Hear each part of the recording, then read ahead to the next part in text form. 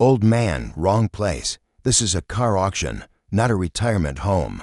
A scornful laugh echoed across the auction yard. Grady, 65, wearing his old military uniform, silently walked through the mocking stares, but minutes later, the ground trembled. Slightly, a black SUV approached with military escorts, and the crowd fell immediately silent. Comment respect if you believe honor doesn't need to speak. It just needs to be seen at the right moment. The summer heat beat down mercilessly on the county fairgrounds as Harold Grady made his way through rows of vehicles at the regional auto auction. At 65, his weathered face told stories that his quiet demeanor kept hidden. His faded army jacket hung loosely on his frame, once robust, but now thinned by years of hard labor on his small farm outside town. Despite the sweltering temperature, he wouldn't remove it, not today. Grady moved with purpose, consulting a small notepad where he jotted specifications and maximum bids. He needed a pickup truck, something sturdy enough to haul fertilizer and produce on the 10 acres he still managed alone. His old Ford had finally surrendered after 20 years of loyal service, its engine seizing permanently last Tuesday mid-delivery. "Looking to upgrade your ride?" Grandpa, a young man and designer, sunglasses smirked, phone held casually in one hand. Behind him, 3 friends sniggered, their attention drawn to Grady's mismatched appearance: work boots caked with dried mud, army jacket with faded patches, and jeans so worn the color had surrendered to time. Grady offered a polite nod but said nothing, continuing toward a 2010 Chevy Silverado that caught his eye. It wasn't fancy, but the mileage was reasonable, and the bed looked solid. He ran calloused fingers along the side panel, checking for rust with the expertise of someone who fixed things rather than replaced them. "Hey, fellas, check this out." The young man called to his friends, old-timer shopping for a time machine. He raised his phone, recording Grady's inspection of the truck. On screen appeared the caption, "Grandpa looking for his way back to the past." Laughter rippled through the small crowd gathering to watch. Phones emerged to capture the moment. An old man in military garb, seemingly lost in time, methodically examining vehicles while oblivious to the mockery around him. The auctioneer's assistant approached with registration forms. "Sir, are you planning to bid today?" His tone carried the practiced skepticism reserved for those who might waste the auction's time. "Yes," Grady replied simply, reaching into his jacket pocket for his ID and the bank statement confirming his modest savings. Most of his money had gone to medical bills for his son, Junior, before cancer took him. Despite their best efforts, what little remained would barely cover a decent work truck. But he needed wheels to continue Junior's community project. The assistant glanced at the documents, poorly concealing his doubt. "Bidding starts at $5,000 for most vehicles here." "Are you sure?" "I'm sure," Grady interjected quietly, taking back his paperwork with dignity. As he walked away, whispers followed. "Probably spent all his money on that costume." Vietnam flashbacks. "Man, my uncle gets like that sometimes. Should someone call the VA?" "He seems confused." Grady heard them but didn't turn. He'd endured far worse than words during his 3 tours with Special Forces. Instead, he moved to a bench in the shade, pulled out a thermos of cold water, and waited for lot number 47, the Silverado, to come up for bidding. From his breast pocket, he removed a laminated photo, worn thin from handling. In it, a younger man in desert camo smiled broadly beside a half-built school. Captain Harold Grady, Jr. had inherited his father's sense of duty, but chosen to serve through civil affairs rather than combat operations. Before an IED took him in Fallujah, he'd been organizing agricultural support projects for local farmers.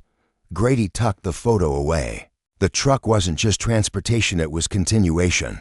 As the auction proceeded into its second hour, Grady maintained his position on the bench, checking his notepad against each vehicle announcement. The young men continued their casual mockery from a distance, occasionally taking photos when Grady would stand to better view a particular lot. What they didn't notice was the older man sitting 3 benches away, studying Grady with growing recognition in his eyes. Wade Thompson, retired Army Sergeant Major, had been attending the auction in search of a project car for his grandson. The faded patches on Grady's jacket had caught his attention, particularly the distinctive insignia partially hidden beneath. The collar.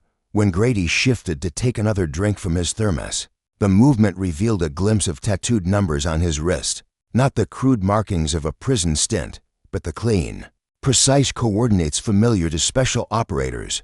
Wade's suspicions solidified. He watched as Grady carefully retrieved something else from his jacket, a small notebook with a distinctive green cover. Wade knew that notebook. Every member of Operation Quicksilver carried one. Just like it during the classified missions of '89, most of those men were either dead or disappeared into civilian life, so completely they might as well be ghosts. Wade pulled out his phone and stepped away from the crowd, dialing a number few civilians would recognize. It rang 3 times before connecting. "This is Thompson. Authentication code Sierra Echo for Niner. I need to speak with General Haywood." Wade listened to the response, then added, "Tell him it's about Harold Grady. I just found him." Meanwhile, Grady continued his solitary vigil, oblivious to Wade's actions, his attention fixed on the procession of vehicles, mentally calculating how much he could stretch his limited budget. The Farm Cooperative Junior had started dependent on reliable transportation to deliver produce to elderly residents in the county's food deserts. Without a truck, the network would collapse, and 27 families would lose their primary source of fresh vegetables. Every Sunday for 2 years, Junior had loaded their old Ford with carefully packed crates, delivering not just food, but human connection to those forgotten by society. After his diagnosis, he'd made his father promise to continue the work. "It matters, Dad," he'd insisted during their final conversation. "Sometimes the delivery is just an excuse for the visit." The young men who had been mocking Grady grew bolder as the afternoon progressed. One approached with exaggerated swagger. "Phone recording." "Excuse me, sir," he said with artificial politeness that drew chuckles from his friends. "Are you lost? The VFW hall is across town." Grady looked up, meeting the young man's eyes without anger. "No, son, I'm right where I need to be." "Are you sure? Because this is an auction for people who can actually afford cars, not Brandon." A sharp voice cut through the confrontation. An older woman marched toward them, fury in her stride. "What do you think you're doing?" The young man's swagger faltered. "Just having a little fun." "Mom, chill. Apologize now." Her tone left no room for argument. Brandon mumbled something that barely qualified as an apology before retreating. His friends suddenly fascinated by their phones. The woman turned to Grady. "I'm sorry about my son. He should know better." Grady nodded. "No harm done, ma'am." She hesitated, then added, "My father was in Vietnam, 101st Airborne." "Good division," Grady replied simply. She waited, as if expecting more. But Grady had returned his attention to the auction catalog. After an awkward moment, she walked away, shooting a disapproving glance at her son. Wade Thompson, having completed his call, returned to his seat with a satisfied expression. He checked his watch, then sent a brief text message. The response came immediately, ETA 12 minutes. The auctioneer announced lot number 46, just one away from Grady's target vehicle. Bidding proceeded rapidly on a late-model sedan that eventually sold to a dealer. From the next county over, Grady straightened, tucking his notepad away and retrieving the bidding paddle. He'd been issued at registration. Next up, lot number 47. The auctioneer called. 2010 Chevrolet Silverado, 110,000 miles, clean title, some cosmetic wear, but mechanically sound. Starting bid at $6,000. Do I hear $6,000? Grady raised his paddle, his expression unchanged. The young men noticed and nudged each other, pointing and laughing quietly. "I have $6,000. The auctioneer acknowledged. "Do I hear $6,500? Another bidder raised a paddle. $6,500. "Do I hear $7,000?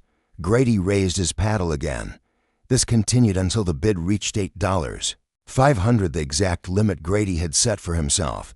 When the next call came for $9,000, he lowered his paddle, face impassive despite the disappointment. Wade Thompson watched the whole exchange with interest. When his phone vibrated with an incoming message, he smiled and stood. Moving to the auction entrance with purpose, the auctioneer continued his rhythmic chant, building excitement as the bidding for the Silverado approached its conclusion. "I've got $9,000 going once, going twice," a low rumble interrupted him, vibrating through the ground beneath the assembled crowd. Heads turned toward the entrance of the fairgrounds, where a dust cloud announced approaching vehicles. First came a black SUV with government plates, windows tinted to impenetrable darkness.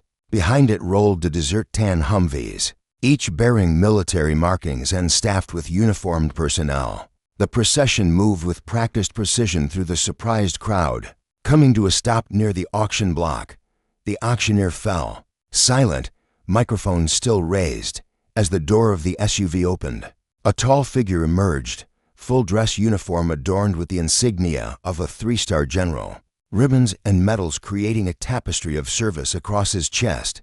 General James Haywood scanned the crowd with the sharp gaze of a man accustomed to command. When he spotted Wade Thompson, a brief nod passed between them. Then his eyes found Grady, still seated on his bench, paddle lowered in his weathered hands. The crowd parted instinctively as Haywood approached, his presence commanding respect even from those unfamiliar with military protocol.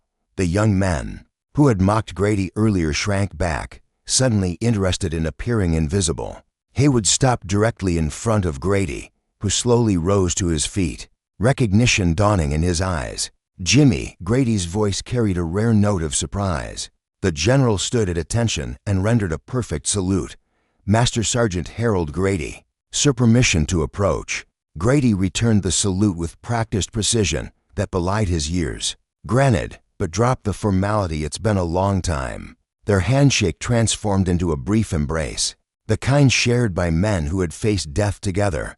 The crowd watched in stunned silence, particularly Brandon and his friends, whose phones hung forgotten at their sides. 15 years, Haywood said. "You disappeared after Marrakesh. Everyone thought that was the point." Grady replied quietly. "Junior needed a father, not a ghost." Haywood nodded, understanding. "Wade called. Said he spotted you at an auction. I had to come see for myself." "Just trying to buy a truck," Grady explained, gesturing toward the Silverado. "Still awaiting final sale for Junior's project." Haywood's expression softened. "I heard about your son. We all did. He served with honor. He did more good in his 32 years than I did in 65, Grady said. The auctioneer, recovering his professional demeanor, cleared his throat into the microphone. "Gentlemen, shall we continue with the bidding? I have $9,000 for the Silverado." Haywood turned toward him. "That won't be necessary." He gestured to one of his aides, who approached with a leather portfolio. "The vehicle has been acquired through the Special Operations Warrior Foundation." The aide presented papers to the astonished auctioneer, who reviewed them briefly before nodding. "It appears everything is in order." Murmurs rippled through the crowd. Brandon leaned toward his friends. "Who the hell is this old guy?" His question was answered when another military vehicle arrived, this one bearing the distinctive shield of the Army Special Forces. Four green berets in formal uniform emerged, forming an honor guard near Grady, their leader. A command sergeant major with a chest full of decorations approached with a wooden presentation box. "Master Sergeant Grady," he announced in a voice that carried across the now silent auction yard. "On behalf of the Secretary of the Army and the Special Operations Command, I present to you the Distinguished Service Cross, awarded posthumously to Captain Harold Grady, Jr. for extraordinary heroism in connection with military operations against hostile forces." Grady's stoic demeanor cracked as he accepted the box with trembling hands. Inside lay the medal his son had earned, but never received, the second highest military decoration. "For extraordinary heroism. Junior never told me," Grady said quietly. "The operation was classified until last month," Haywood explained. "He saved his entire unit and 27 Iraqi civilians when he drove a burning fuel truck away from a village before it exploded. We've been trying to locate you since the declassification." 27, the same number of families in Junior's food delivery network. Grady closed the box gently. The command sergeant major continued. "Additionally, the foundation has arranged for the purchase of this vehicle to continue Captain Grady's community service initiative. An aide handed Grady the keys to the Silverado, now adorned with a magnetic decal reading Grady Farm Co-op, serving those who served. Brandon's mother stepped forward from the crowd, tears streaming down her face. "Mr. Grady, my father was one of your recipients, never mentioned who brought the vegetables. Just that a kind young man made sure he ate fresh food every week." One by one, others came forward, family members of those Junior had helped, veterans who recognized the significance of the medals on display, community members who had benefited from the quiet generosity of the Grady family. The young men who had mocked Grady stood frozen in mortification. Brandon's phone, still recording, captured the entire scene, not for mockery now, but as testament to his own humbling education. Wade Thompson approached the group, offering his own salute to Grady. "Quicksilver never dies, old friend just goes underground for a while." General Haywood addressed the crowd. "What you're witnessing today is the honor of the quiet professional." Master Sergeant Grady served in operations that saved thousands of lives across 3 continents. His son continued that legacy of service, both in uniform and after returning home. Neither sought recognition, both exemplify the best of America. The auctioneer, recognizing the gravity of the moment, announced, "Ladies and gentlemen, out of respect, we'll take a 30-minute intermission." As the crowd dispersed, many approached Grady to shake his hand or offer condolences about Junior. He accepted their gestures with the same quiet dignity with which he had earlier absorbed their mockery. General Haywood pulled him aside. "The Pentagon wants to do a proper ceremony, full honors, press coverage. Your son's actions deserve recognition." Grady shook his head. "That's not necessary. Jim, this was enough. The country needs heroes. Hal, especially now. The country has plenty of heroes," Grady replied. "Most just don't wear uniforms anymore." He gestured toward the volunteers helping load boxes of farm supplies into the bed of the Silverado. Ordinary citizens continuing Junior's mission. Brandon approached hesitantly, his earlier bravado replaced by genuine remorse. "Sir, I wanted to apologize properly. I was completely out of line. I didn't know. No one ever does," Grady said, not unkindly. "That's the point of judgment. We make it without knowing the full story. Is there something I can do to make it right?" Grady considered him thoughtfully. "The cooperative delivers every Sunday. We're always short on drivers." Brandon nodded quickly. "I'll be there. What time?"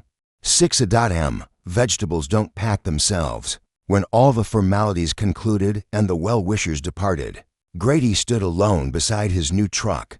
The Special Forces Honor Guard had offered to escort him home, but he declined. General Haywood had invited him to Washington, but that, too, was gently refused. "Thank you for remembering," Grady told his old commander, "but I'm just a farmer now." Haywood smiled knowingly. "You were never just anything, Hal." As Grady prepared to depart, Wade Thompson approached with one final question.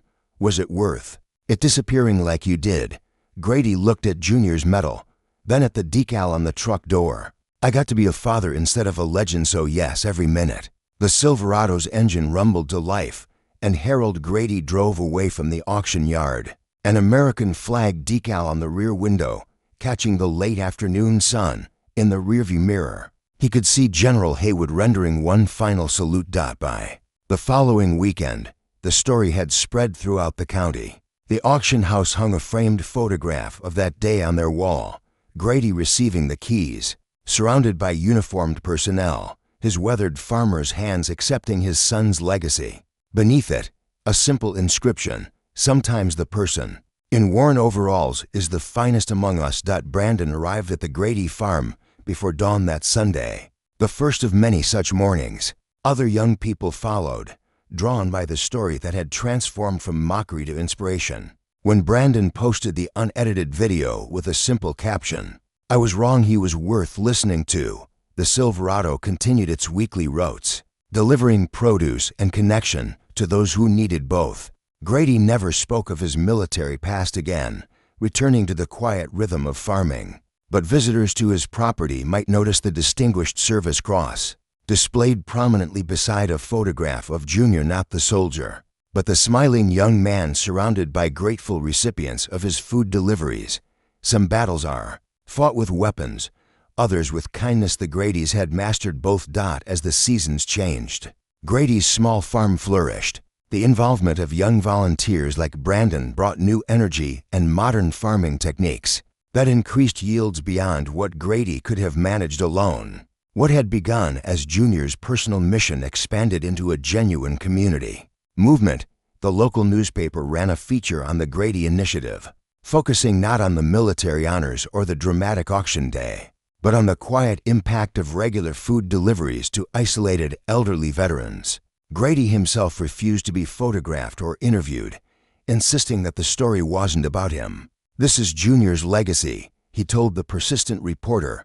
"I'm just the caretaker." Wade Thompson became a regular visitor to the farm often, bringing along other retired operators who found purpose in tending rows of vegetables and mentoring the young volunteers. Men who had once conducted classified missions in hostile territories now taught teenagers how to drive tractors and repair irrigation systems.